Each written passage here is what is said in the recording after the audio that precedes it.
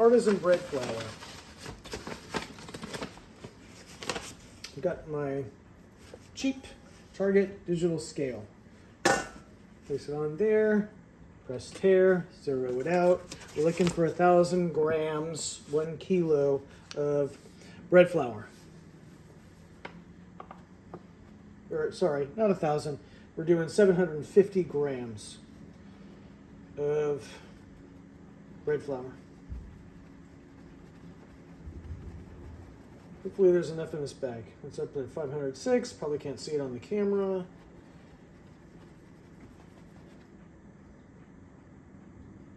$617, $692, $770. Oh, we're over. A little bit too much. Spoon some out and put it back in the bag until it's 750. Yeah, perfect, 750. Okay. 750 grams of bread flour. This is whole wheat flour. Zero it out. We're going to do 250 grams of wheat flour so that we get a total of 1 kilo of flour. So, scale is zeroed out. I'm going to start slowly adding this in. 65, I need 250, 103, 143, 187, 207, 214, right? Yeah. 226, 25, 240, 244, 248. Doesn't have to be exact, but you know. 250. Okay. 750 bread flour, 250 wheat flour, and then I'm going to do 20 grams of kosher salt. So I zeroed it out again, so it's zero. I'm going to start adding pinches of salt till it's 20 grams. That's 3, 6, 7, 8, 9, 10, 11, 14, 15, 16, 17. Come on, 18, 20. Okay, 20 grams. And so my bowl is getting a little bit full, so I'm going to transfer it over to this larger one. Kind of stir it up as I do so. I'm going to mix things up. Okay, that's going to be the one for my water. Let me just stir this up a little bit. Now what we're going to do is we're going to add water to this. I'm not going to add the sourdough starter to it. We're going to let this autolyse first. Meaning we're going to let this, once we mix in the water, we're going to let the flour start to absorb that a little bit and take on a little bit of elasticity, which will help with the kneading process. We're not going to really knead this really. We are, but we're not going to do it like the way most people think of kneading, which is kind of beating the hell out of the dough for like 10 minutes. So that's like mixed in enough. Zero that out again. Now what I want to do is I have 1,000 grams, a kilo of flour. I want about, I don't know, probably about 60% hydration. And so if the flour is 100%, 60%, this is a kilo, 1,000 grams, so that's going to be 600 grams of water. So we're going to shoot for that. So I'm going to weigh it in my bowl. I knocked my camera. Still good. Okay. That's my starter. Zero it out. 2, 3, 30, 500, 562, I need 600, 79, 607, that's close enough.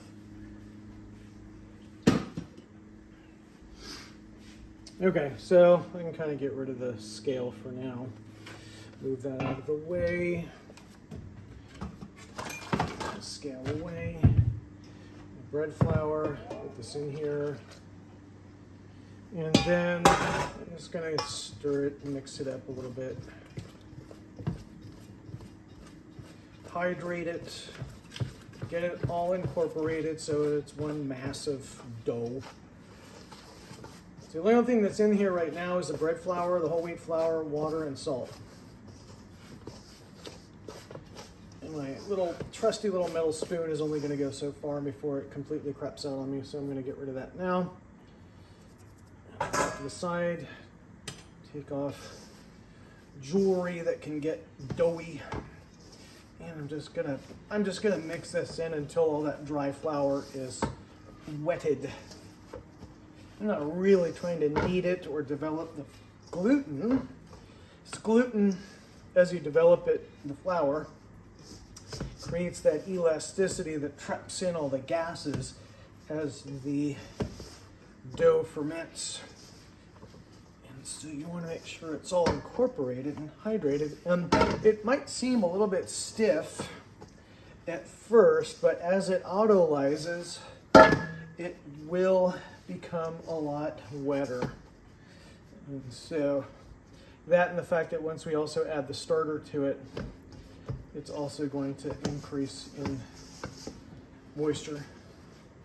So I can still feel dry pieces. There's still dry flour on the side of the bowl. I want to get rid of that. I'm going to soak that up. All that needs to be incorporated into the dough. Okay, it's starting to feel a little tacky. Starting to feel somewhat homogeneous. I can still feel some dry pieces. And I'm just trying to push it around and get it all so that that water is evenly distributed. Okay. All right, that's it. We're gonna let that sit. I'm gonna cover this with a damp cloth. And I'm gonna let this sit for anywhere from half an hour to 2 hours. Really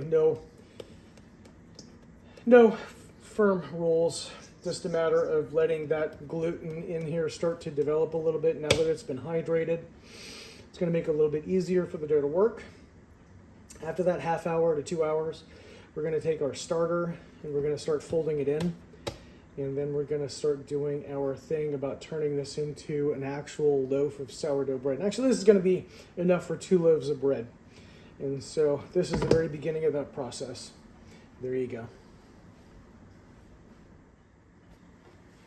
Okay, so I kind of kneaded it in there, and it's one thing that you kind of want to take a look at. Like when you first incorporate the sourdough starter into the dough itself, it just kind of looks like a massive dough, you know, is what it is. And as the yeast starts to kind of act on the sugars and the starches in the dough, it's going to start to kind of become alive. And that's what you're looking for, is that kind of alive look. And so we're going to let this rest overnight because it's getting late. I started this morning at about 8 o'clock with the sourdough starter, refreshing the starter with fresh flour and water. Waited until it got the float test. You saw that in the other earlier, where we take a little bit of that starter, we put it into water. If it floats, it's ready to roll. And kneaded it a little bit. And so, you know, it's really easy. It's straightforward. It's just time that is kind of the ultimate requirement. And it has to do with a lot of different factors. It has to do with the temperature of the room, the temperature of the dough, and the various carbohydrates that are in the flour and all of that. So we're going to cover it with a wet towel. That'll keep it from drying out.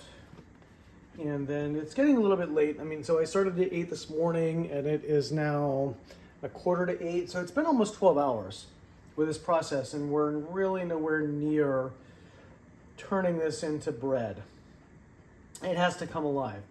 And so that's kind of one of the things where you realize that it's a kind of multi-day process. And so we're gonna go from there. I'm gonna clean up a little bit and then we'll come back later. We're gonna let that sit there and think about what it's done. All right, this has been autolyzing for a couple of hours. Kind of developed some gluten.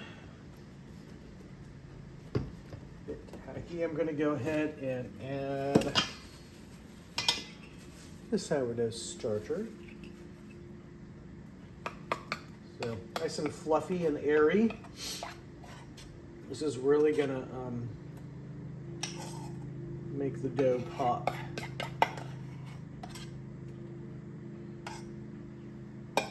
So what I'm gonna do is I'm gonna just start folding this in. It's better to do it with slightly wet hands so that the dough doesn't stick.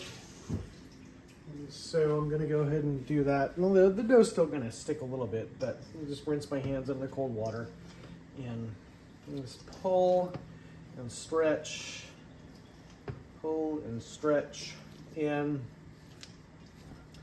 really get it incorporated. And then, you know, it's kind of a little bit wonky, but pull it in, mix it up. I just want to incorporate that sourdough starter into the dough itself.